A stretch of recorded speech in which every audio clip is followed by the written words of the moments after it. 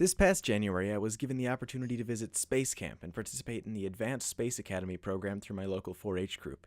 It was a great experience and I really enjoyed the trip, so I made some videos to summarize and reminisce. Space Camp Sunday, just like everything else, began with a spiel. Don't have a, punching match.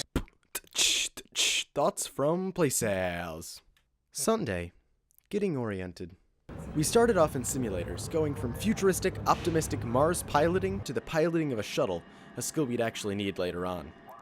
We then walked past a big neutral buoyancy tank to learn everything we'd need to know once we got in it.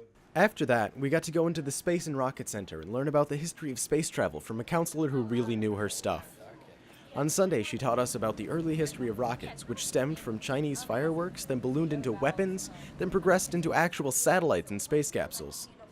After that, our group walked through the tepid Alabama dusk to our next learning experience on flight hardware. This guy was also extremely knowledgeable. He taught us about rocket propellants. From his presentation, we learned about the fuel types, hypergolic, liquid, and solid. We then got a demonstration on the effectiveness of each fuel. Science!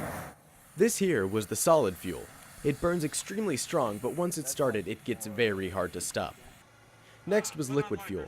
It doesn't get as powerful, but it can be started and stopped at will. Then was hypergolic, a combination of two normally dormant elements that combust when they touch.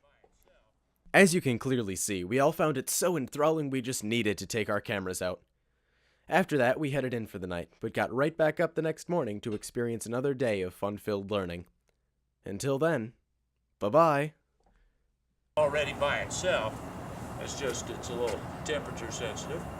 Yeah, and then it burns. But you can see that flame and the intensity that isn't quite like that solid rocket, how that would just go